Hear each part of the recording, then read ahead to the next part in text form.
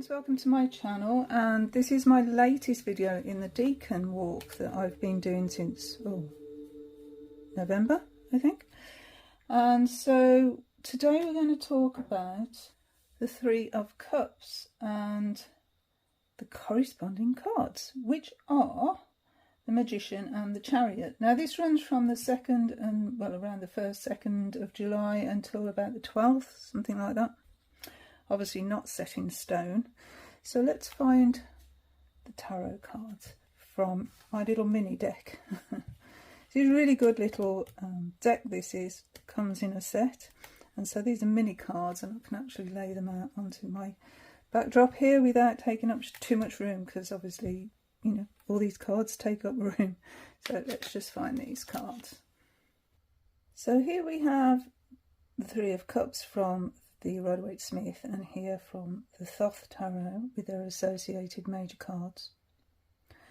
And the crystals that are aligned with this from the Crystal Magic Tarot. So here we have the Pyrite, Cube Stone for the Chariot. For the Magician we have some Jade, nice piece there.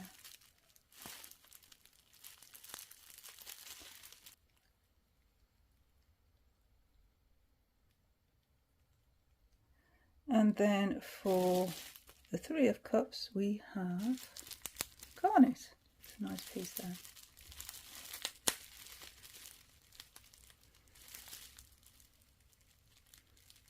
Okay, so those are the crystals that the Crystal Magic Tarot aligns to the cards. So that's this deck, the Crystal Magic Tarot by Kerry Ward and Claire Gregory, which I've been using throughout the Decanic journey to choose the crystals that I'm going to work with alongside the card. So as we can see here from this card, the planets aligned to the Three of Cups are Mercury in Cancer. So we have Mercury here and Cancer here. And Mercury is assigned to the Magician and Cancer is assigned to the Chariot. And that is the reason why we have these associated major cards, because that's the signs that they actually align to. This is the Light and Shadow Tarot, which I've done a walkthrough of, so I'll link that below. I love this deck. So let's use an astrological deck to illustrate those concepts, if you like. So here I've got the Heavenly Bodies Astrology by Lily Ashwell, which is absolutely beautiful, and I thought I'd choose this one because Cancer is such a watery season, an emotional energy, and this deck has got beautiful imagery that sort of aligns to that, I think, anyway, in my opinion. So let's take it out of the box. It says, heaven is under our feet as well as over our heads. Isn't that beautiful? Okay, so it's a box within a box. The cutout here, beautiful, beautiful deck. Heaven through earth and spirit through body. So you can see it's nice dreamy sort of energy and dreamy sort of imagery as well. Okay, so let's find our cards. So we have Cancer for the Chariot, Mercury for the Magician, and it's also a moon energy as well. So for the moon it says satisfy emotional needs, nurture self and others, which I think we can clearly see here, those messages. So that aligns lovely, doesn't it? For Mercury we have think, learn, network and communicate, and again that communication sort of element is echoed in the card, as well as networking. So a lot of networking actually takes place in social situations, doesn't it? And for Cancer we have nurture, comfort and protection here. So I think that aligns as well, because true friendship is one that's reciprocal, It's one where we actually look after each other, don't we? We have each other's interests at heart. It's not a selfish sort of energy. It's very much a communal energy, which we can see in our 3 figures here. So the thing about the magician aligned to Mercury, Mercury was actually a god. And he was to do with he was a messenger god, so he could deliver messages, and he was sort of the god of communication, if you like. And he could also go into the underworld and back out again without consequence. And here we have, let's have a little look. So the energy of Mercury is embodied in ancient mythology by Hermes, delivery man to the gods, a speedy messenger between physical and spiritual worlds. And we've actually got a courier service here called Hermes, which is quite funny. In fact, I think they've changed the name now to Every, but it used to be Hermes, and it used to have like a foot with a wing on it, which is a symbol of Mercury. So Mercury helps you receive messages from your subconscious by connecting it to spells, mantras, and any form of channeling or communication. And that sort of echoes as well the moon energy, I think, as well. And in the experiences part of Mercury, it says here, how you process information, networking, socialising, light and unemotional connections. Now then, what else can we glean from this? Well, if we look at the Thoth card here, abundance, we can see these cups are actually made from pomegranates. Now then, this links to the story of Demeter and Persephone. And Persephone was kidnapped and taken into the underworld because she ate 6 pomegranate seeds when she was out and about. And by eating them, she actually aligned herself to the underworld and to Hades. And the only god that could have the ability to actually bring Persephone back up to the world from the underworld was in fact the messenger god himself, Hermes. Which is really, really interesting, isn't it? And you can see, I don't know if you can see on this, that Hermes is definitely depicted here with the winged feet there. In fact, in this newest deck that I've got of the Thoth that I got from Make Playing Cards, I think you can see a little bit clearer. God, here. So this is Hermes or Mercury.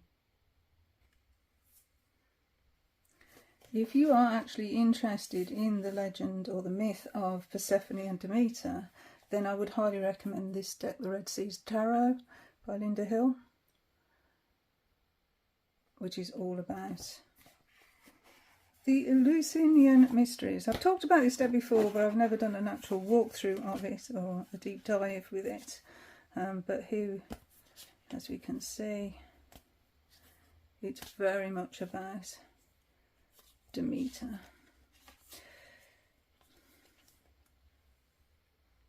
And Hades is actually depicted as the devil.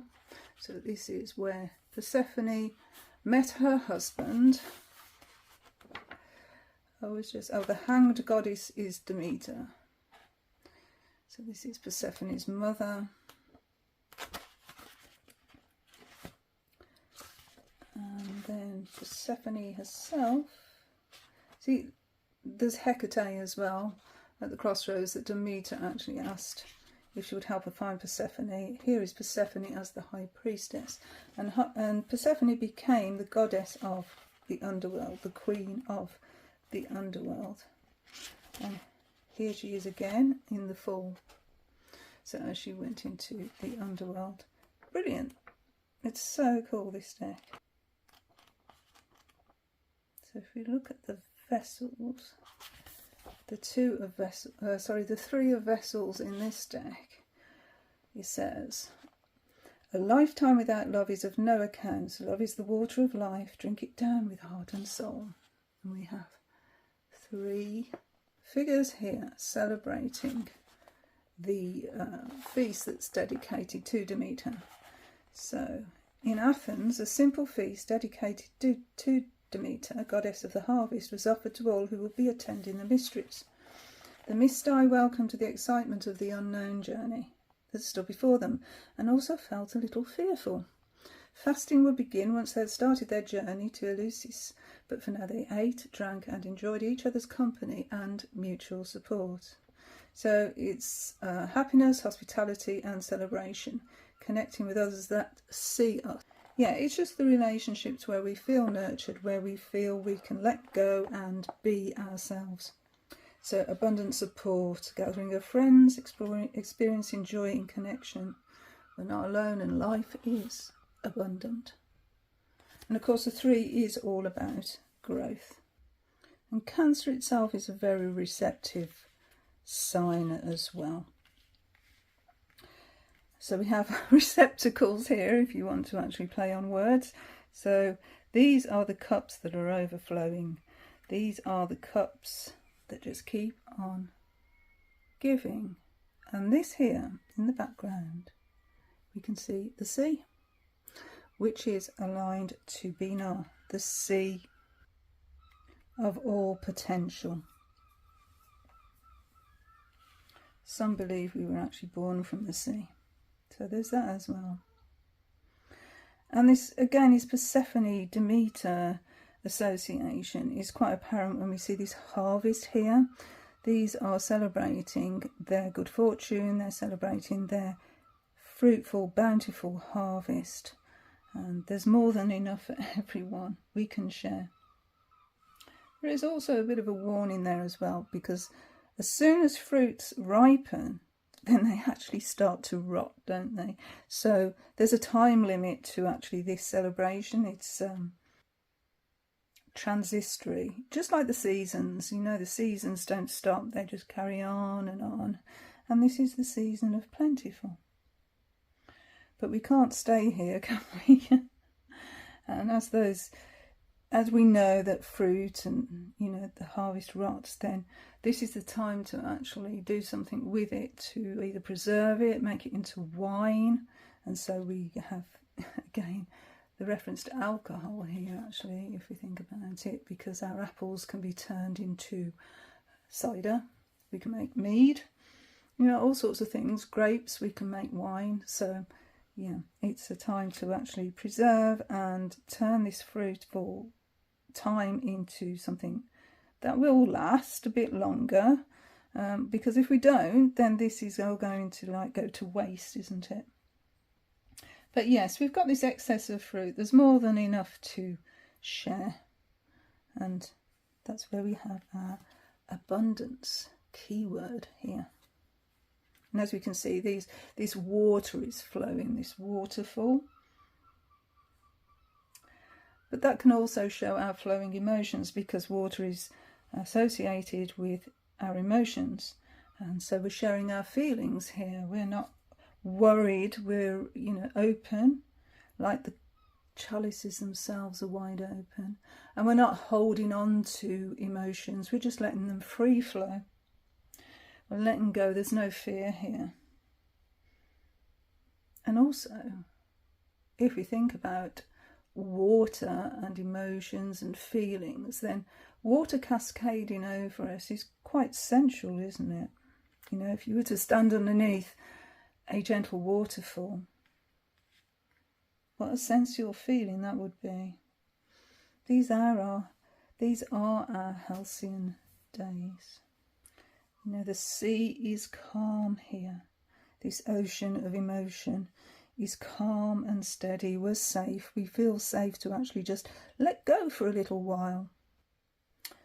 There are 8 lotuses on this card. 1, 2, 3, 4, 5, 6, 7, 8, which is quite interesting, because when you think about the months of winter, or the cold months, or the months of hibernation, which are aligned to the months that Persephone is in the underworld, there are around 4 months there, and then 8 months when the world starts to wake up, when spring starts to come and everything starts to grow again. So those other 8 months. So that's quite interesting. And these can also be aligned, of course, to the tree of life and the positions there.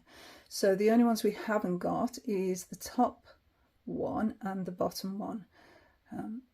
Yeah, so it's actually not, we haven't got Earth, we haven't got Malkut, and we haven't got Keter.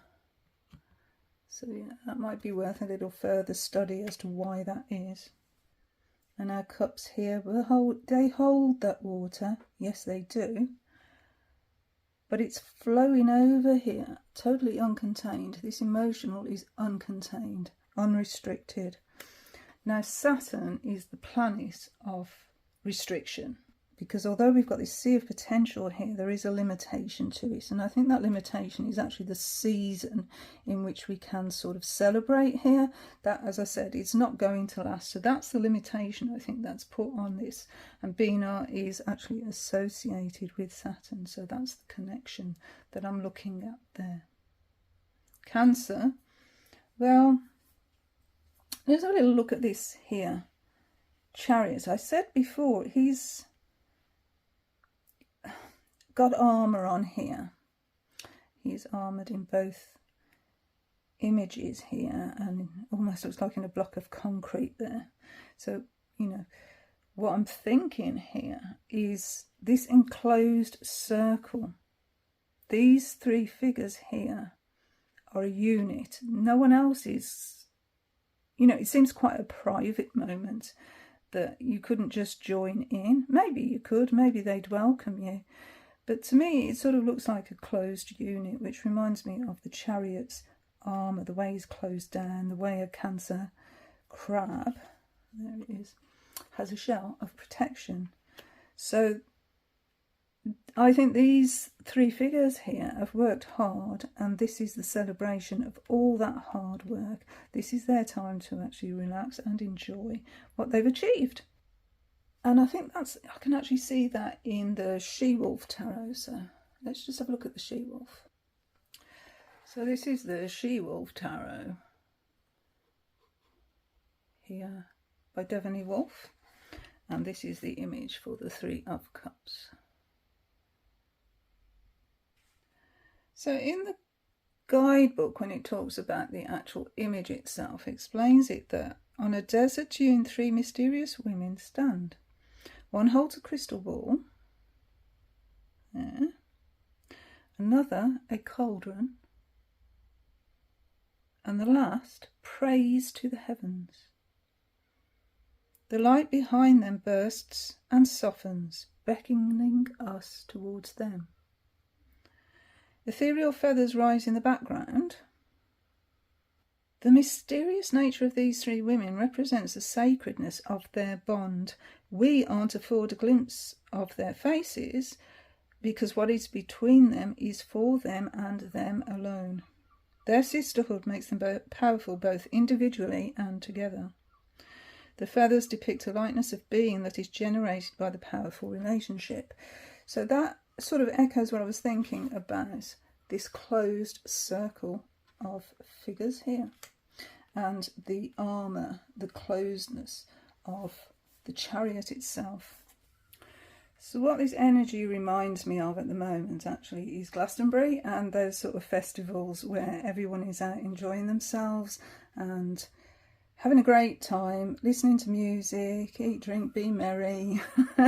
There's quite a few festivals going on at the moment. And yes, of course, Glastonbury is the biggest one here in the UK that most people know about.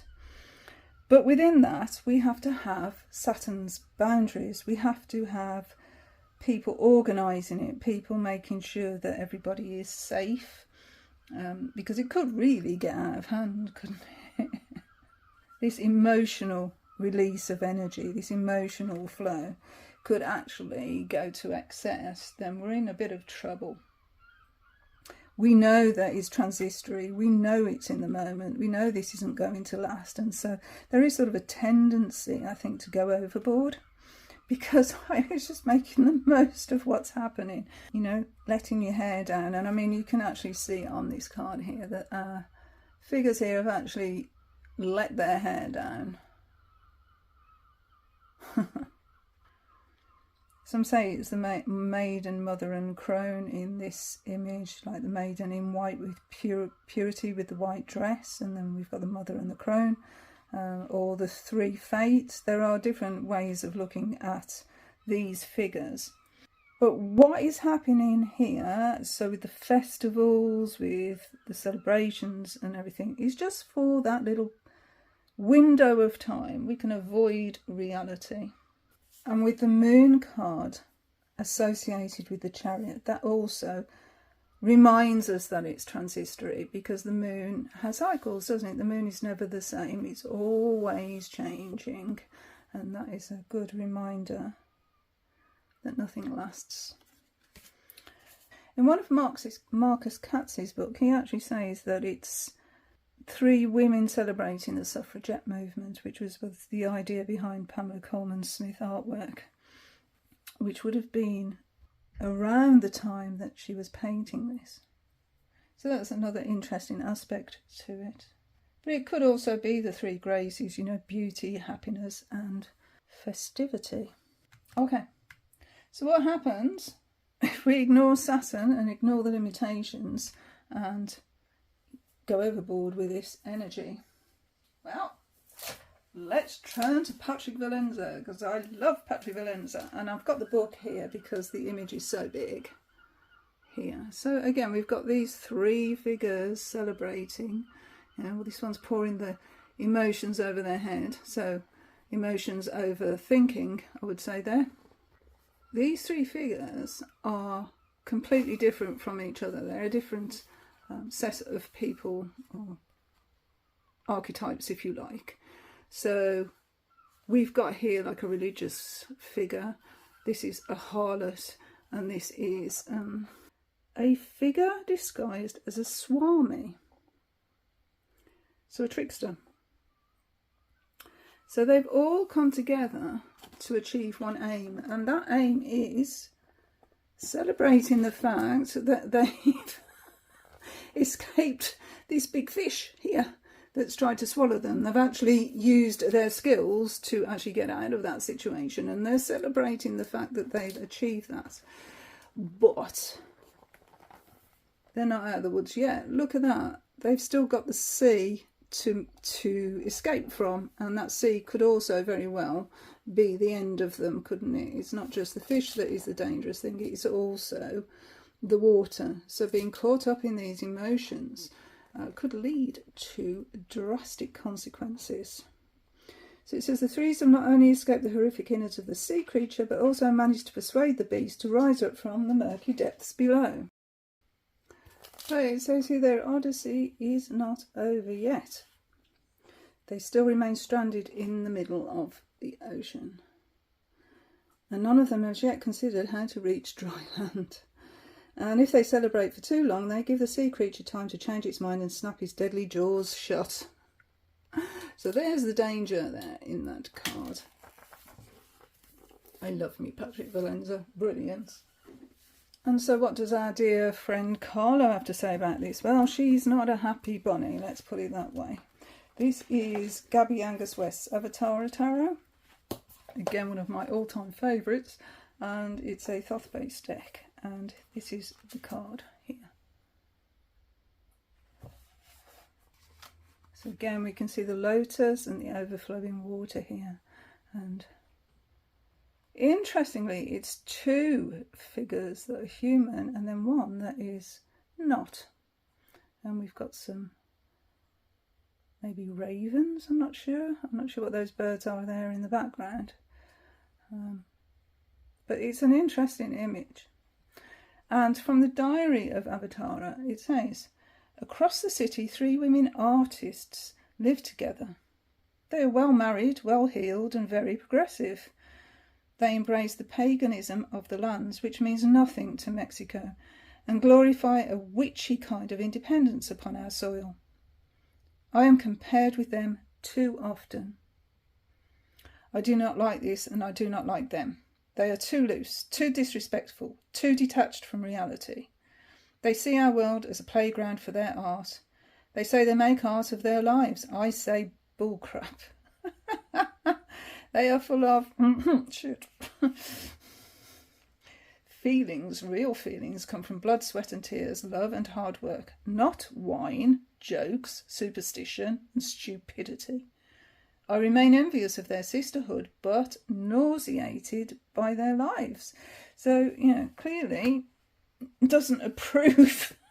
And it says the symbols are bird, a cat face, cup, fox, ibis, lily pad and spider.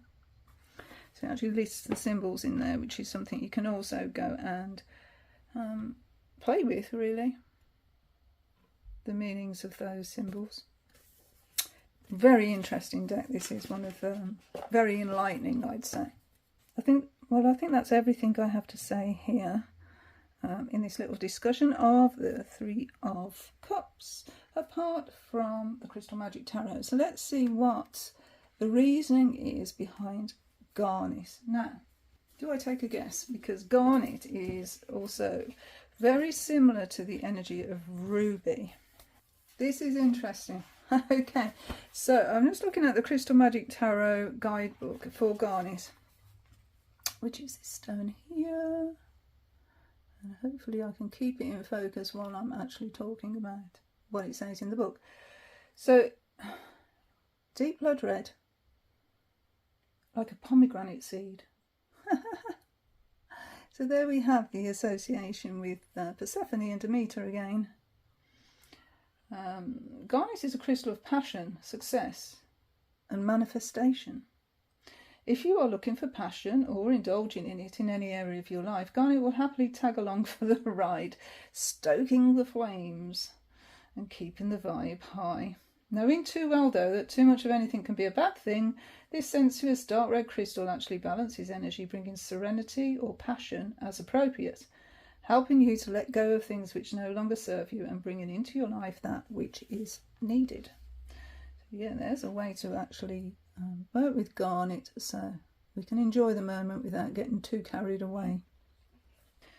Magician and Jade, the Chariot and Pyrite, and then again a celebration type image for the Three of Cups.